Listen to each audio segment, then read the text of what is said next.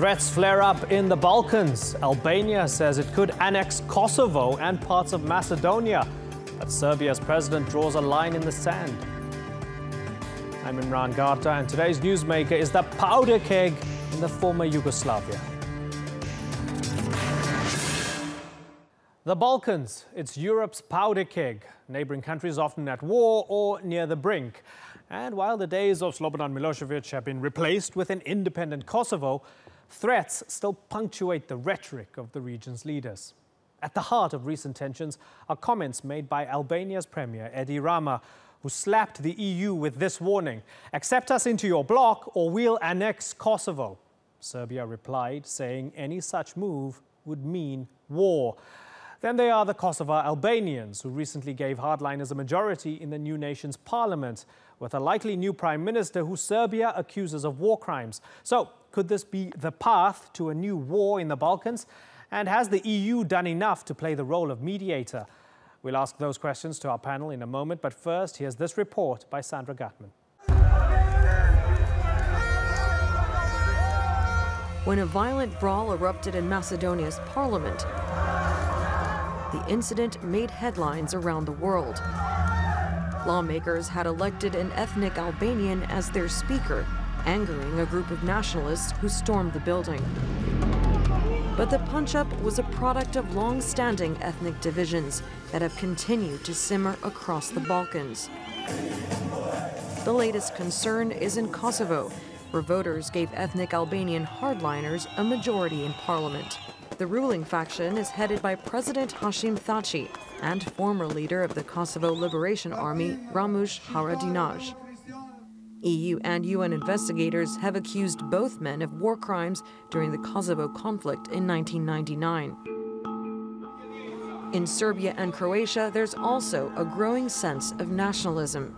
Russia has been accused of stirring divisions, using an expanding number of pro-Kremlin media outlets to spread its influence. But Slavic nationalists fear there's new momentum behind the idea of a greater Albania. This week, Albanians re-elected Prime Minister Edi Rama, who has hinted at the possibility of merging with Kosovo. He told Politico, "The only way to keep the Balkans in its peaceful and cooperative mode is to keep the path to the EU open." And that a union with Kosovo was not my wish, but a possible alternative to the closed door of the European Union. The Serbian Foreign Ministry responded to the remark, saying it again confirms that the creation of a greater Albania is a common platform for all ethnic Albanians.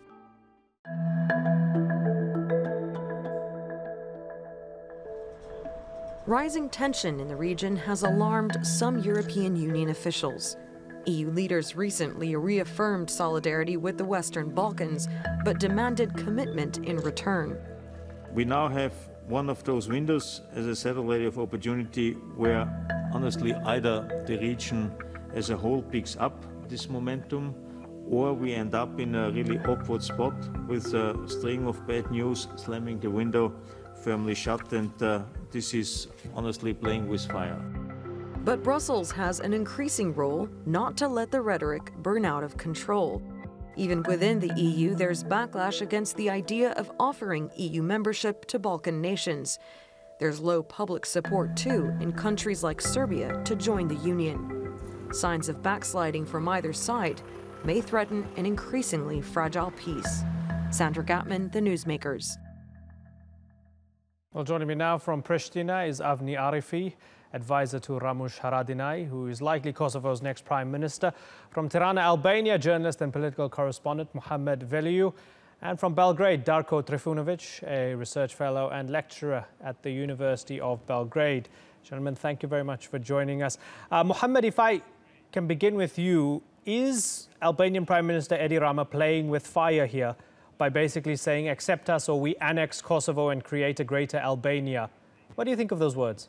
Well, it's not the first time Prime Minister Edi Rama is making such a statements in foreign media, and I think such a rhetoric, it has to be seen as a positive pressure towards European Union. which it's delaying the integration into European Union to the Balkan states. Such remarks obviously has upset former Prime Minister Vučić and has created some reaction in region. Yes, you can say he's playing with fire.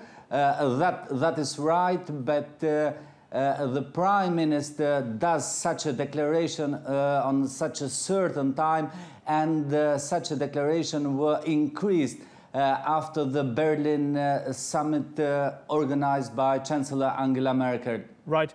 Darko Trifunovic, necessary positive pressure or, allowing the region, the Balkans, to slip into possible conflict again? Which one is it? We need the peace. That's the ultimate message. And I don't believe that Mr. Rama addressed his threat on the right place, because obviously we could understand what's happening in Turkey when your politicians actually threatening Europe. So nobody will accept any kind of the threats. We would like to see the region integrate in European Union.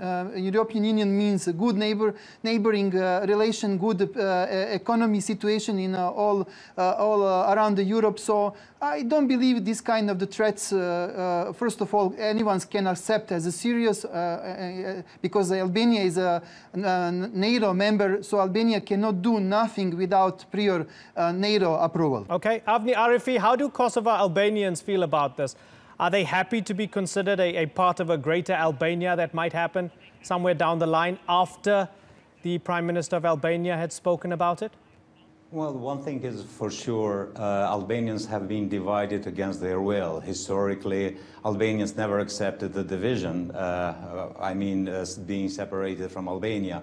But most of the Albanians, and at least political parties in both the sides of the border, they see the correction of these mistakes to happen when the Kosovo and Albania get full membership at the European Union. I can say that there is a frustration among Albanians in both sides of the border for a very, very slow process of integration of not only Kosovo and Albania, but the whole Western Balkans. Having European perspective remains only a talking point to the EU politicians. And what I see, the pressure from Mr. Rama is as a pressure that the European Union should be more present in the region, in Albania, in Kosovo, but then also in other countries in the Western Balkans. Mr. Arifi, the way some on the outside see it is they look at your elections recently, where they feel most of the hardline factions got 34%. The man you advise is wanted. A Serbian court has charged him, with killings, torture and abductions of Serbs, Albanians and minority Roma during the Balkans war. So they see that, and then they see the threat from the Albanian premier talking about a greater Albania, and they put the two together and they feel as if they're being pressured by a new Albanian nationalist movement. Is that fair? Do you understand the source of those fears? Well, first of all, let me emphasize that Kosovo is very interested in building a good neighboring relationship with all countries in the region, including Serbia. It is very unfortunate that all the provocations that are coming from Serbia, they are raising tensions which are not contributing to peace and stability in the region. You mentioned my boss, the president of next prime minister, and his problems with international tribunal. He was twice acquitted by the international justice. So those games with Interpol lists and abusing the fact that Kosovo is not a member of such an international organization is not helping at all any advancement in the relationship between countries in the Western Balkan. However, let me emphasize that Kosovo is committed in establishing a rule of law, good relationship with all countries in the region, and in our path toward full membership of the European Union. Okay, Darko, Does any of that convince you or encourage you that Kosovo might not be as dangerous a situation as some Serbs see it right now? Well, the danger is let's say, fear of something. Obviously, the Serbs in Kosovo live in ghetto, that Kosovo become a big concentration camp, not only from Serbs, but also for Roma and others. I said this, maybe it's hard words, but if you have a limited freedom of move, if you have a fear, constant fear from day to day, from night to night, and I think now Albanians in Kosovo, they need to create Kosovo attractive, not only for them, but they need to create attractive situation for Serbs, for Roma, and for other non-Muslim, non-Albanians. And good news is that there is a positive signal on political level, and I hope European Union leadership will actually emphasize and let know leader on the Balkan that only option is peace. Good also news is, well, we cannot talk about Kosovo as a state. First of all, Serbia did not recognize Kosovo. And we would like to, of course, having good relation with our neighbors in Albania. And Kosovo Albanians, they have their own mother state. It's Albania. And Turks actually recognize Kosovo, and your state, Turkey, will now face the consequence that sometime, maybe in future, the same principle will be applied also when Kurds want actually to be united in one state. So it's the vast majority of the international community. Darko, I don't want to get into the discussion of the legitimacy of Kosovo, but 10 years ago, the vast majority of the international community, including most member states of the UN, barring Serbia and a few of its allies, recognized Kosovo as a country, right? That's not the subject of this discussion. We're looking at brewing tensions here because we can go down that rabbit hole and can just be a discussion about Kosovo's future. So if you'll allow me, I'm going to move this on and allow Avni to come in with a response before I go to Mohammed again. Avni, you want to respond? You know, I mentioned it's really unfortunate that regretful that Serb state is provoking the situation. The sooner they recognize the independent state of Kosovo, it's going to be much better for everyone in the region, including Serbia as Serbs in Kosovo, and allow them to integrate fully in Kosovo institutions. There is no ghetto in Kosovo. Serbs their rights are protected by international international community with all the laws which are very advanced, and recently they were under supervision of international community.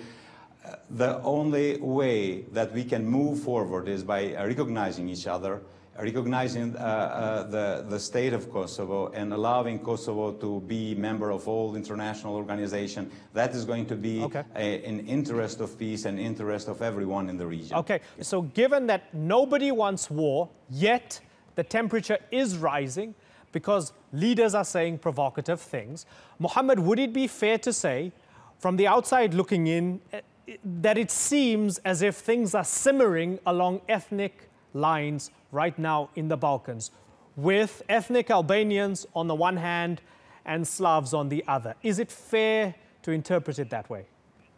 Well, you can interpret the situation in a different way, but what I can say, Albania, it's a NATO member and has shown readiness to be a factor of stability in region. For example, Prime Minister Edi Rama welcomed former Prime Minister Vučić in Tirana, and Mr. Rama went to Serbia as well, visiting Serbia after many years of a visit of a Prime Minister. So I'd like to emphasize again what Rama is saying. I personally see as a positive pressure towards European Union to pay a greater attention to the region. If European Union will not pay a great attention, some other factors who are keen to get their hands in region will be the main players. That is the main concern which has been expressed many times by Prime Minister Edi Rama and led him to make such a statements. But on the end of the day, despite the wishes from the politicians, are the people of Albania or Kosovo who will decide if they would like to join each other together. Few days ago, we had the declaration for for candidate for Prime Minister of Kosovo, who said if Albin Kurti said if he will be elected as a Prime Minister, he will ask the Kosovan people on a referendum if they are willing to join Albania. But Mohammed, sorry to interrupt you. Hold on, Mohammed. Mohammed, let me come in. Isn't this the problem? Kosovo, we have a different, sure. Let me come in here for a second. Before I let you go, I want to come in here for a second. Isn't that the horrible precedent that will cause conflict throughout the Balkans again? Because then you'll have the Serbs in Mitrovica saying, we don't want to be a part of Kosovo, we want to be a part of Serbia. You'll have the Serbs in Republika Srpska in Bosnia-Herzegovina saying, we don't want to be a part of Bosnia, we want to be a part of Serbia. Doesn't that open up this Pandora's box, which will eventually lead to conflict again? Because every ethnic group will decide which country they want to belong to. Aren't the Albanians thinking about that? I think it's too early to have such concerns, because we're just seeing at the present we have only rhetorics of Prime Minister Edi Rama saying something and doing something, reaching there. It's a long process, and I don't see any fear or any causing any other war in Balkan. Okay, Mohammed, we thank you for your input. I want to say goodbye to you, Mohammed Veliu. Thank you for your insight. And now let's bring in Alexandra Stiegelmeier, who's been standing by in Brussels. She's a senior analyst for the European Stability Initiative, a think tank that provides EU policymakers with information about expansion into the Balkans. Alexandra, thank you very much for joining us. How do you think Brussels is going to respond? We heard him in Albania saying, no, this is just to put these threats are to put positive pressure on the EU. He might not fully mean it, but what he means is that the EU must pay attention to the Balkans again. Is that how Brussels will see the situation? I mean, Brussels has already reacted because Edi Rama made the statement already in April, and it has been widely condemned, and he has been criticized for it. Washington has also criticized him for it. But I think that the statement has to be seen in the wider context, and Rama explained also that he did it in the context of this waning support for enlargement of the Western Balkans to the EU. This is a fact, and I think that it's very important for the EU to refine its vigor and to revitalize the process. And I think that this is happening. Of course, after the financial crisis in 2008, then we had economic difficulties, then we have Brexit, the refugee crisis, and Brussels was so preoccupied with other things that it lost interest in the Western Balkans. But more recently, there is a recognition that enlargement of the Western Balkans is the only viable option for the EU. And there are signs that Brussels will kind of refocus its attention to it, which then will make all this talk superfluous and unnecessary. And I also believe that it's a very hypothetical proposition because Edi Rama clearly said if we don't join the EU, if the Western Balkans don't join the EU. But so he's talking about a scenario in 10, 15 years. Right. That's a long way from now. Okay, so Darko, maybe what Edi Rama was trying to do was to get to the front of the queue in terms of EU membership when all these Balkan countries are trying to get into the European Union. Would Serbia ever accept that if Albania got in first before them? I strongly believe that Albania will be the part of EU as well as Serbia. I don't see any option for EU talks. Basically, we all consider, not only from Serbia, but I hope from all region, that negotiation before the European Union and, of course, conditions that all countries of Western Balkans need to fulfill, it's not because they would like to become member of EU. I strongly believe that this kind of requirements is that they want to fulfill, like opening the chapters. It's because political leaders of those countries strongly want to create good atmosphere for their own citizens and rule of law. In that light, I don't believe that any fireball any statement such as Edi Rama, Vučić, or any other politicians in region, any statement that will lead to any kind of instability is the welcome. So we need to think about peace, we need to think about development, we need to think how to solve the situation. As you can see, there is a lot of emotion when Albanians from Kosovo, when they talk about their position, there is a lot of emotion from Serbian side, but on the end of the day, under umbrella of EU and perhaps maybe United Nations, we need to sit, talk and find out acceptable solution for both sides. Only this kind of solution will help the region to go ahead. Alexandra, I want to ask you about what the president of Kosovo, Hashim Thaçi, said very recently, saying that the fact that the EU is slow in bringing countries of the region closer, it opens the door to all kinds of radicalisms, as well as strengthening Russian influence. Would you agree with Hashim Thaçi? Yes, I would agree. And I think that we already see the negative effects of this lost focus. We had in Albania until May, the opposition boycotted the parliament. In Macedonia, we had a huge crisis recently. One party winning the elections, but the sitting party not accepting that. Bosnia is also, the situation is not very good. So clearly, when the EU is not there and there is no clear perspective, the countries kind of go off course and remember all their nationalist grudges and unearth them. Avni Arifi, I just quoted your president, right, saying that the Russians would influence where there's a void, where there's a vacuum. Tell me how much of a fear that is for the government in Kosovo, especially since the Russians actually back Serbia. Well, for us, I think that the crucial issue is how to have more of the European Union in the region, more in Kosovo, to help all those countries to fulfill the criteria which are required for full membership. We are, the influence of Russia is in the region could be in some places larger because of the support of the local population or some states. But in Kosovo, there is no support for such an influence. The position of Kosovo is clear.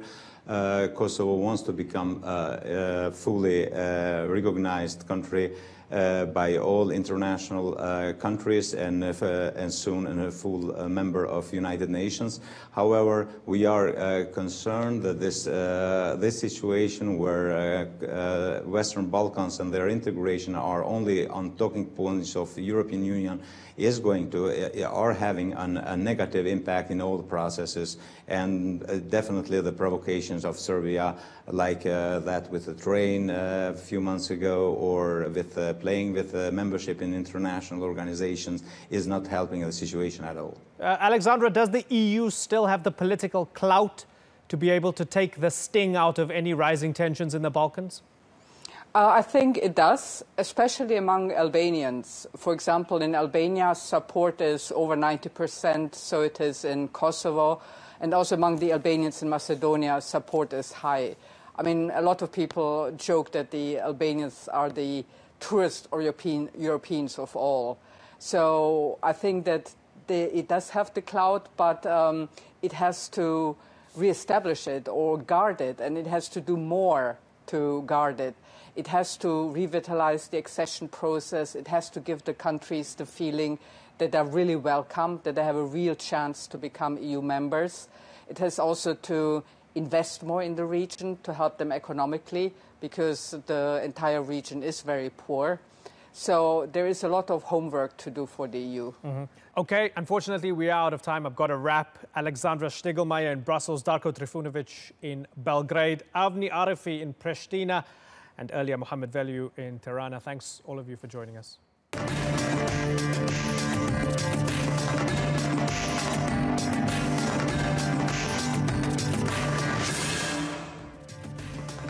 Coming up on the program, is Mexico's government using anti-terror laws to spy on journalists? And has Britain's Prime Minister struck a power deal that will hurt the peace process in Northern Ireland?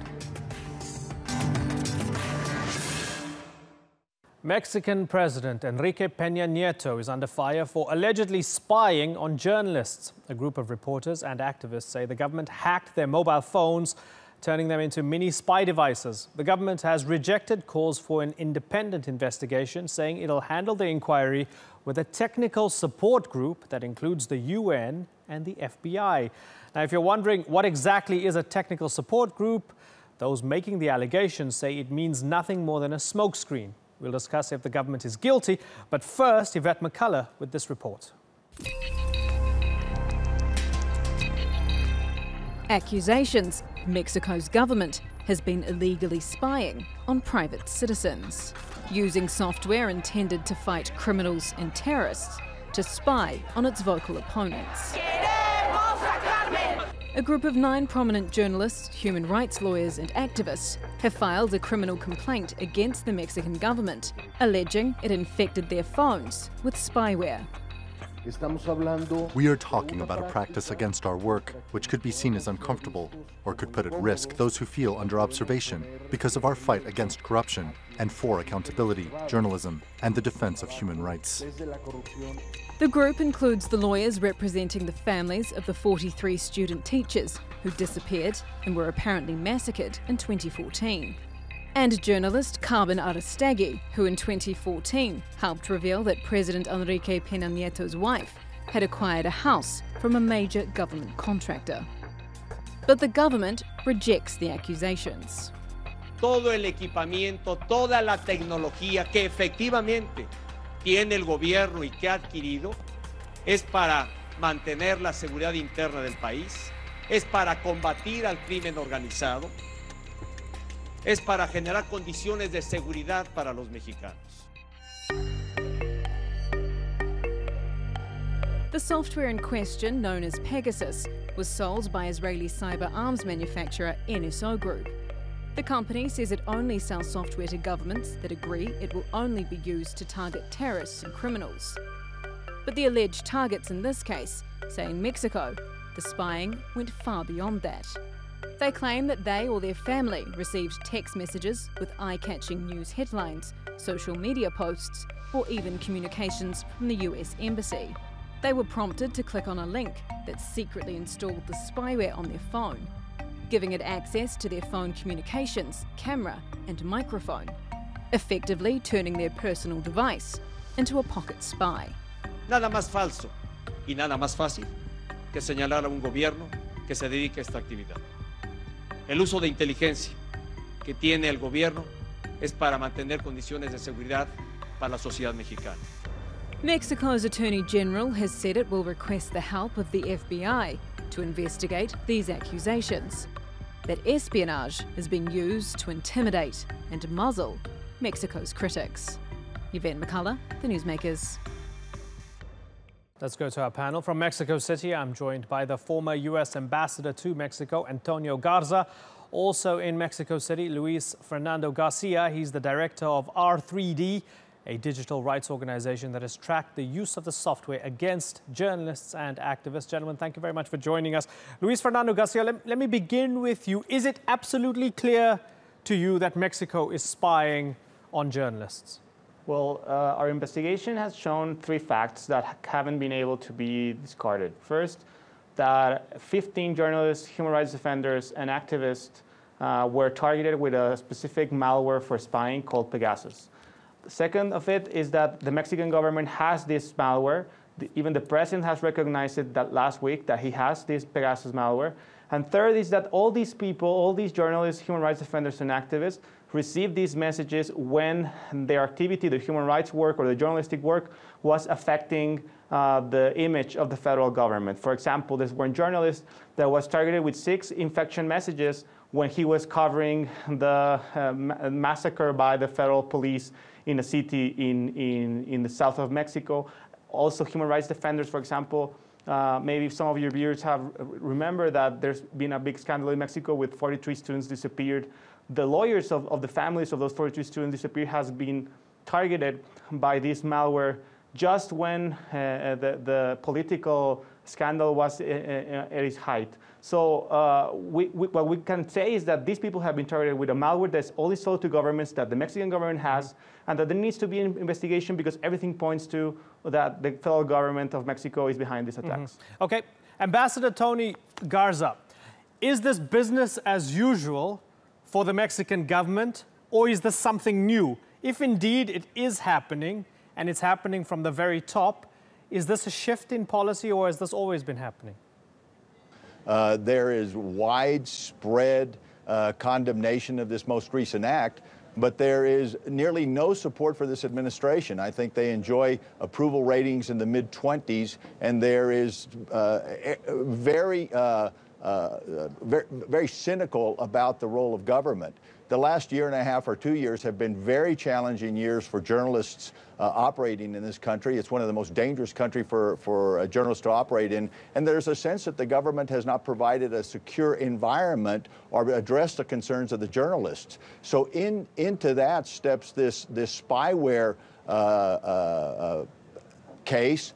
And people are making the assumption that this is in fact government, and that this is government as usual, that the PRI has long spied on its citizens. There's no ironclad case that's been made against the government, but I think largely the assumption is that this in fact was a very targeted attempt on the government to silence or to spy on these very well-regarded journalists and activists, human rights activists, and people that are involved with the investigation of the government. Yeah, so is it taken for granted, Luis Fernando Garcia, and sorry to be crass, but is it taken for granted that as a journalist, if the cartels are not killing you, the government's definitely spying on you? Well, not only that, but that the difference between the government and dark cartels are many times non-existent or at least blurry. So this is the danger of giving these blank checks to the government, because the government has shown again and again that it can't be trusted, that it's many times caught in bed with drug cartels, that and it's very paradoxical how these tools, rather than being used for investigating corruption, for investigating human rights abuses, for investigating crime, are being used against those that are exposing and seeking justice for those crimes. Right. Now, we tried to get the Mexican government on the program. They refused. It was tough trying to hear back from them. It would have been great to have them on this panel during this discussion.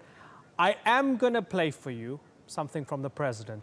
This is what he had to say, and he seems to be, tremendously defensive and a little bit angry when people assume or presume that the government is doing this. Have a listen to what he has to say.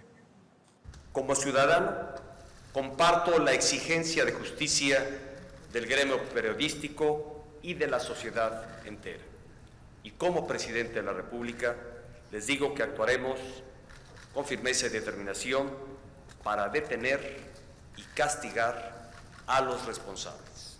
Okay, so Ambassador, you have the president saying that they will find those responsible and, punish them. The Public Protector's Office said it will investigate.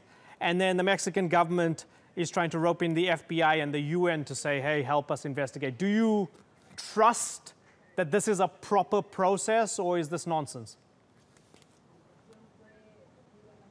Well, I think the Mexican people responded pretty harshly to that statement, largely because the president appeared to be putting himself in the position of victim along with the targeted individuals, as opposed to taking the lead on getting to the bottom of this. The truth of the matter is that the government contracted a very significant sum of money with Pegasus and the NSO group to acquire this technology, and in order to direct the targets, it also involved a significant sums of money. So you would think that the government has a pretty clear sense of which agencies within the federal government had access to this technology, and that through the Treasury they could identify how these funds were expended, how they were spent.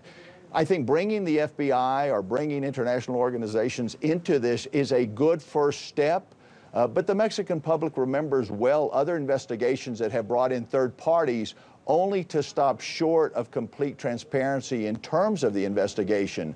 So I think the Mexican public is very much taking a wait and see and making the assumption that this will be no different from past investigations that appeared to try to have some independence, but at the end, we're simply, if not cover-ups, they certainly weren't as thorough as the Mexican people would have liked to have seen. Luis, might it be possible, and I ask this only because the Mexicans are not here at the table, we don't have a government representative, might it be possible that the president doesn't have complete control over all the agencies, or at least maybe one agency that might be doing this, and that this might not have been authorized from the very top?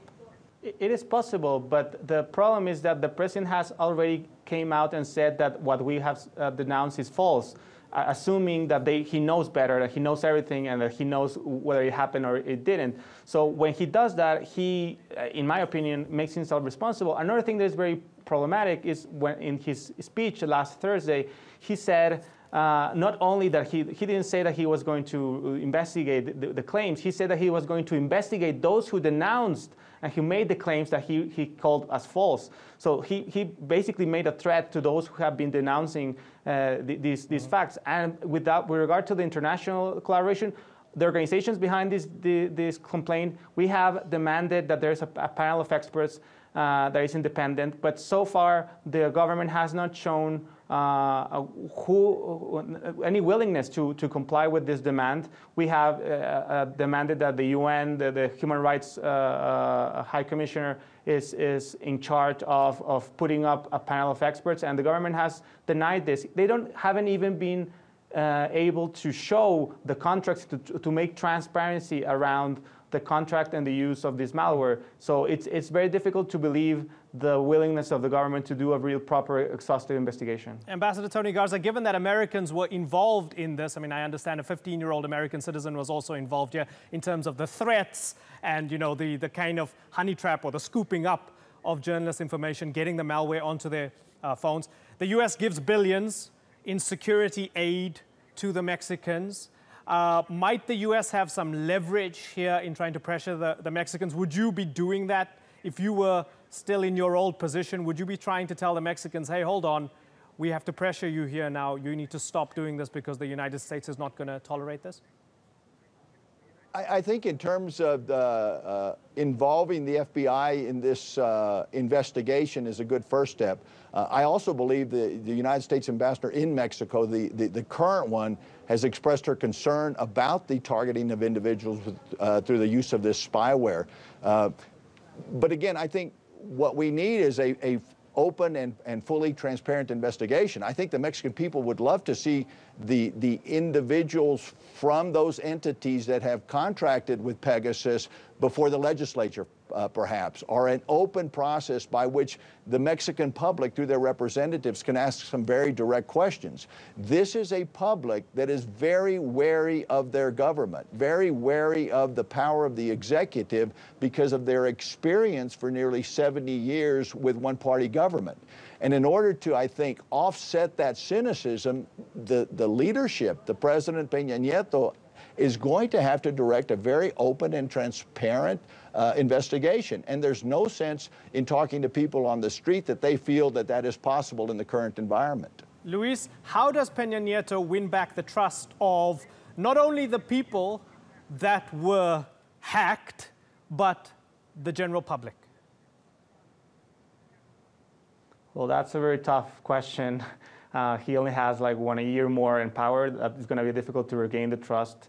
But in this particular case, I think it's really important if he really wants to know and he really wants to be open about this investigation, because he might not even be aware or involved, but he has to recognize that there might be people inside his government that are responsible for this. So he needs to be really open to the demands that we have made as complainants. First, that there's a panel of experts that is supervised by an international human rights mechanism, and second, that he's transparent about who has this malware, and he is forthcoming with the investigative authorities regarding who might be behind and how this malware has been used.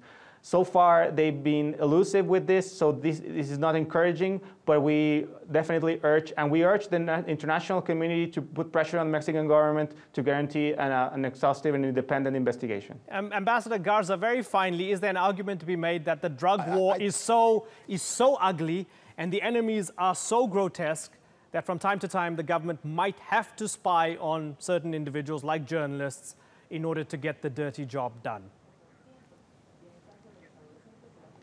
I think you have a very hard time making that argument. And even were you to make that argument, it does not appear that the modest protocols in place to direct at an individual not directly associated with criminal activity or terrorist activity, how to make them a target would involve a federal judicial procedure, and that doesn't appear to have been followed here.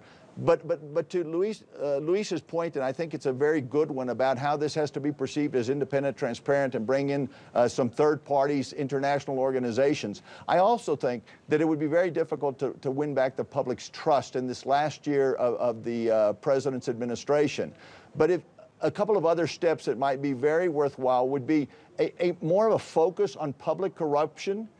Governors around the country, members of his party, and others make it very clear that they are not going to be, that they will not be free of the focus and investigation. And thirdly, a better environment for the working journalist in this country. A recognition that you have some very good journalists putting their lives on the line every day, and that you need to be more attentive to their concerns about security. So I think it's certainly the investigation in the case of the spyware, but it's also more attention and be more aggressive and vigilant about public corruption and an appreciation for the role of journalists. Indeed. What Mexico has is an expanding middle class that is trying to hold their government more accountable. I got to jump in here because... And they do not feel as though this government is doing that. I got to jump in here. I'm sorry. We're going to lose your window. It's been a pleasure talking to you and to Luis Fernando Garcia. Gentlemen, thank you very much for joining us.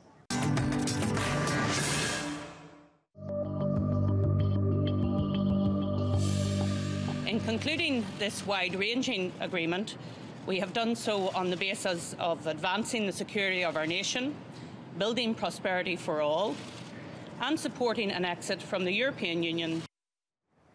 It's finally a done deal. After weeks of negotiations, UK Prime Minister Theresa May will stay in power through a pact with Northern Ireland's Democratic Unionist Party.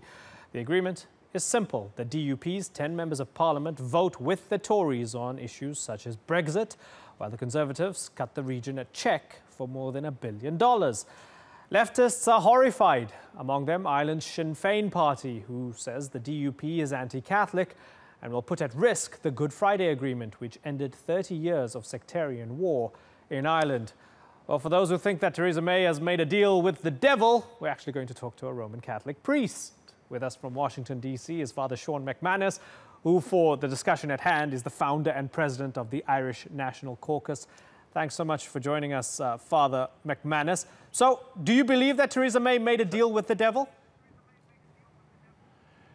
Well, the DUP in Northern Ireland is best known for being deeply anti-Catholic. It was founded on a platform of anti-Catholicism by the little church that later founded the party.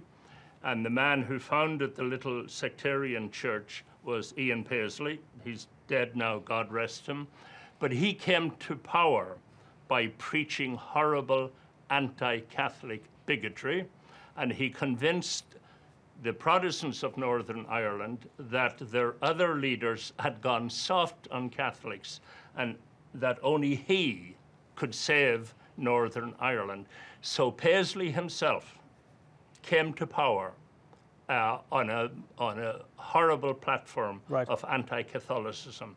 Now, in fairness to him, and I've met him several times and I always had a friendly attitude towards him, in his later years, he mellowed and softened and changed his position a bit. But it's important to remember, when he did that, his own church fired him, pushed him out. He lost his own church, and then his own party, which he founded, the DUP, and which had originally worshipped at his shrine, when he softened his position, the DUP leadership moved him out, fired him, dumped him. So what does that tell you about the current leadership of the DUP? That's a fair point, right? Sacked. Sure, that's a fair point. However, might it be a reasonable argument to come back to you with the fact that a lot of modern political parties have had fairly dodgy roots. Where you are, you know, the Democrat Party was in many ways the party that was pro-slavery. It turned out to be the party that was then pro-civil rights 100 years later, right? Don't you want to give them the benefit of doubt that maybe Yes. they have evolved, they are evolving, and in this quid pro quo of politics, none of those anti-Catholic views, which might still exist among some members of the party, none of those anti-Catholic views might actually be put into practice as they are in government? Well, from your lips to God's ear, I hope that happens too. But let me give you a current example. There's a particular area in Northern Ireland that is meant to be a shared neighborhood between Protestants and Catholics, and the whole place has been festooned with flags and emblems glorifying anti-Catholic murder gangs. And the DUP were asked to use their influence to get this horrible anti-Catholic flags and emblems removed. And the DUP leadership said, there's no demand for that, so there's nothing we can do. Now, that's not quite encouraging, unfortunately. Right. So let's hope that, you know, sectarianism doesn't flare up again. Now, talking about the Good Friday Agreement, which had a lot to do with sectarianism, it had a lot to do with other politics and other stuff in the mixer as well. Sinn Féin and others are saying that the DUP's deal with Theresa May, or Theresa May's deal with the DUP, means that the Good Friday Agreement is under threat. Do you believe it's under threat? Well, you see, here's the essence of the Good Friday government. The British government, for the first time ever, made a solemn pledge to treat both communities in Northern Ireland, the Catholic and Protestant community, with equality and respect and with impartiality. Now, it's hard to see how they will continue to do that when, in fact, they're sharing power and a coalition government, in effect, with one party. Right. How will that work? You know, how does the British government say to the other party, we are going to treat you equally as we treat the DUP, well, the other party this is in the text of their agreement, and I apologize for interrupting you, Father. In the 3-page text, that agreement with the Tories, between the Tories and the DUP, they say explicitly, and I'm going to quote it, both parties will adhere to the commitments in the Good Friday Agreement. So they're saying it. They're saying, hey, you know what? Northern Ireland, we're not going to mess with it. This is just a tactical alliance because Theresa May called an early election. She messed up. She had to look for allies. She found these allies. They're in a certain place and they give her 10 votes when she needs 10 votes. No more, no less. They're not going to touch Northern Ireland. It's not going to be trouble. Well, I mean, what else would Theresa May say? She wasn't going to publicly admit that this could demolish the Good Friday Agreement.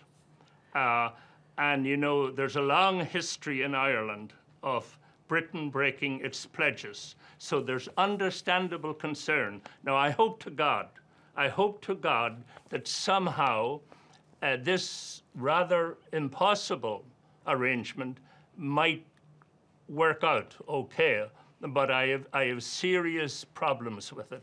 But I hope for the best, of course. Invariably, has this weakened the UK's relationship with the Republic of Ireland, and does that worry you? Well, yes. I mean, the Republic of Ireland, which historically hasn't been all that strong in standing up for justice in Northern Ireland until fairly recently, and they've been pretty good recently, they too have expressed concern. You see, power's a very corrupting thing, as we all know. The situation in reality is that the May government will be totally dependent on 10 votes from Northern Ireland. And at any given time, Arlene Foster, my neighbour, she's from my same county in Ireland, and I have nothing but good wishes and good hopes for her. She at any time can say to Mrs. May, Theresa, unless you give us this unless you give the DUP party this, we'll pull the plug on your government. I mean, now that's the reality of the situation. Do you have a message for Arlene Foster? Yes, and for Mrs. May. And I've made this call. The easiest way for both good ladies to demonstrate that the bad old days are over is for both of them to use their power, considerable power, to repeal the anti-Catholic act that is still the foundation stone of the royal family, the Act of Settlement of 1701, for God's sake. And under that act, today, a Catholic cannot be King or Queen of England. It is state-sponsored anti-Catholicism, state-sponsored sectarianism and discrimination, and it would be a magnificent signal for both ladies to call for its repeal. It's like having in the American Constitution a provision prohibiting a black person being president of the United States. What American would stand for that? So that's what I appeal to these two ladies.